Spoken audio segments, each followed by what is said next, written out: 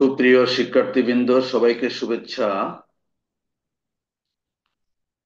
HSC ভূগোল প্রথম পত্র সৃজনশীল সকল প্রশ্নের উত্তর, পঞ্চম অধ্যায় জলবায়ুর উপাদান ও নিয়ামক।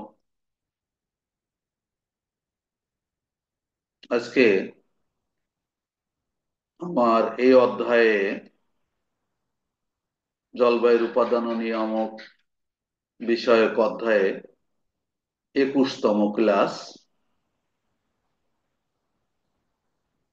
ইতিপূর্বে আমি নিয়ত বায়ুর অয়ন বায়ু, প্রত্যয়ন বায়ু সম্পর্কে বিস্তারিত আলোচনা করেছি। আজকে আমার আলোচ্য বিষয় মেরু বায়ু। মেরু বায়ু কি, মেরু বায়ুর বৈশিষ্ট্য বা কি, তার অবস্থান কোথায়, ইত্যাদি ইত্যাদি যাবতীয় বিষয় নিয়ে আমি এখানে আলোচনা করব। নিচে আমার একটা ছবি দেওয়া আছে, এটা নাম লেখা আছে, এটা আমার ইউটিউব চ্যানেল। ইউটিউব চ্যানেলটা সবাইকে সাবস্ক্রাইব করে আহ্বান জানিয়ে আমি ক্লাসটা শুরু করতে যাচ্ছি। প্রথমে আসি, এখানে আসলে লেখা থাকে আমার এই ক্লাসগুলোতে,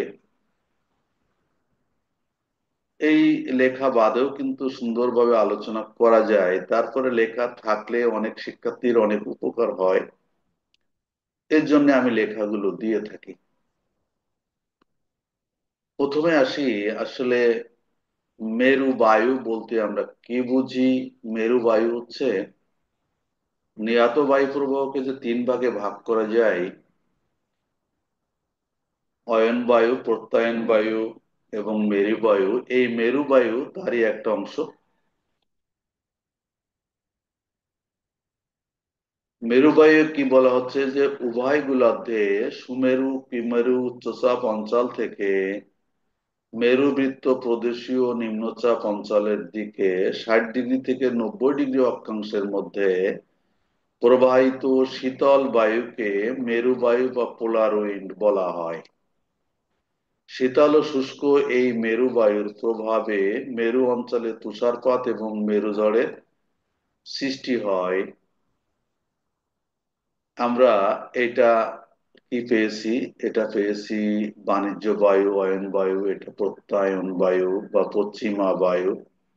লাস্ট যে বায়ুটা আছে নিয়ত বায়ু, সেটা হচ্ছে মেরু বায়ু।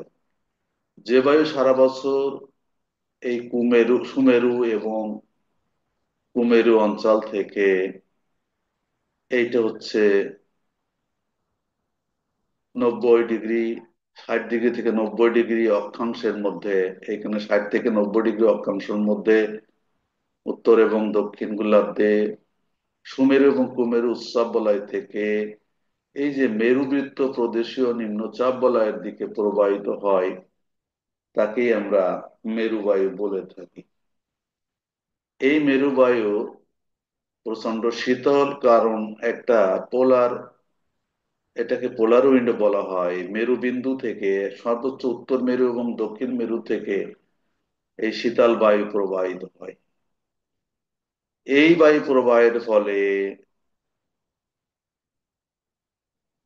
এইসব অঞ্চলগুলোতে তুষারপাত হয় এবং মেরু ঝড়ের সৃষ্টি হয়। এই মেরু বায়ুকে আমরা দুইটা ভাগে ভাগ করতে পারি। উত্তর গোলার্ধে যেটা আছে, যেটা সুমেরু উচ্চচাপ বলয় থেকে মেরুবৃত্ত প্রদেশীয় নিম্নচাপ বলয়ের দিকে নিয়মিত প্রবাহিত হয়, এই বায়ুটাকে আমরা কি বলি, এটা উত্তর পূর্ব মেরু বায়ু বলি।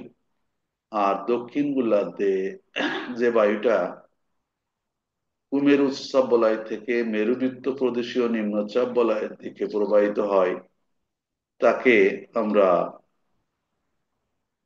এটাকে কি বলি, দক্ষিণ,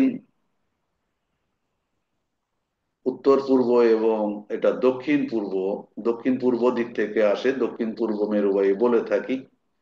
এই যে মেরুবায়ু এবং অয়ন বায়ুর মধ্যে এই নামকরণের একটা মিল রয়েছে।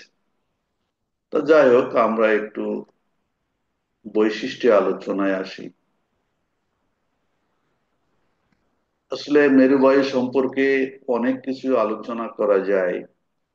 তাহলে মেরুবায়ুকে আমরা কয় ভাগে ভাগ করেছি: একটা উত্তর পূর্ব মেরুবায়ু, একটা দক্ষিণ পূর্ব মেরুবায়ু। এবার এই মেরুবায়ুর অবস্থানটা কত পেয়েছি?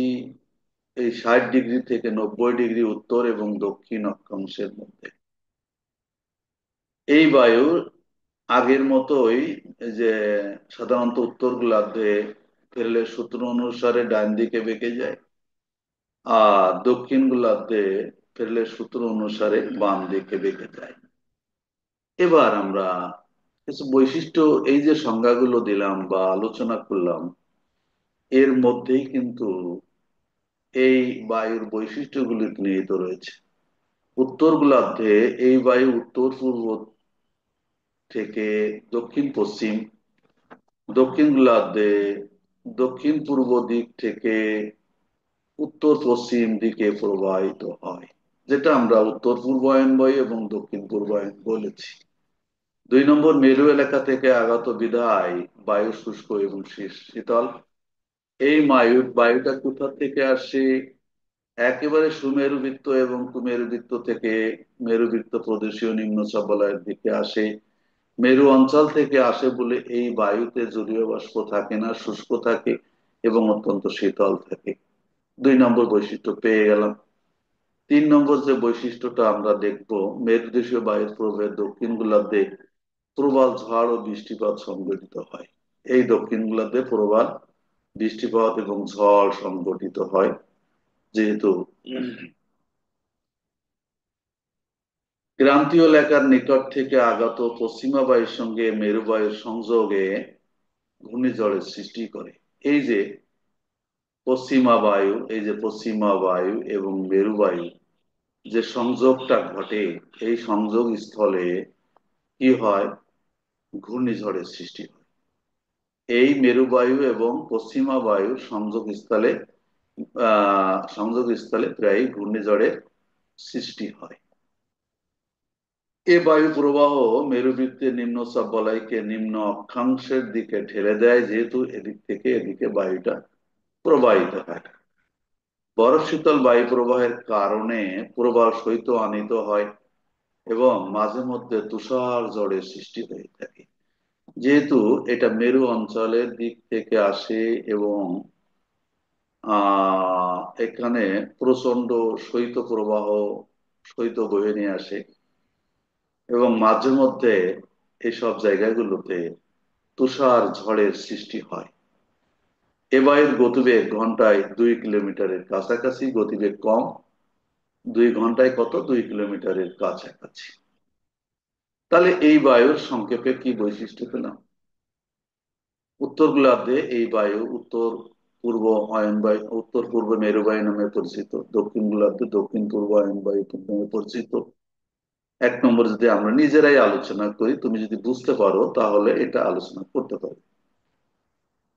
উত্তর গোলার্ধে প্রবাহিত হওয়ার সময় এই বায়ু ডান দিকে বেঁকে যায়, দক্ষিণ গোলার্ধে বাম দিকে বেঁকে যায়, এটাও একটা বৈশিষ্ট্য। এই বায়ু অত্যন্ত শীতল বায়ু এবং দক্ষিণ গোলার্ধে প্রায় ঝড়ের সৃষ্টি করে। এই বায়ু, এই মেরু বায়ু এবং এই পশ্চিমা বায়ু সংযোগ স্থলে ঝড়ের সৃষ্টি হয়। এই বায়ুর গতিবেগ 2 কিলোমিটারের কাছাকাছি। মোটামুটি আমরা এই বৈশিষ্ট্যগুলো আলোচনা করতে পারি। মূল বিষয় হচ্ছে আমাদের চাপ বলয় এবং নিয়ত বায়ু সম্পর্কে একটা সুস্পষ্ট ধারণা না থাকলে এখানে উত্তর দেওয়া যায় না। যাই হোক, সবাইকে অসংখ্য ধন্যবাদ জানিয়ে আজকের মতো এখানে শেষ করি। আল্লাহ হাফিজ।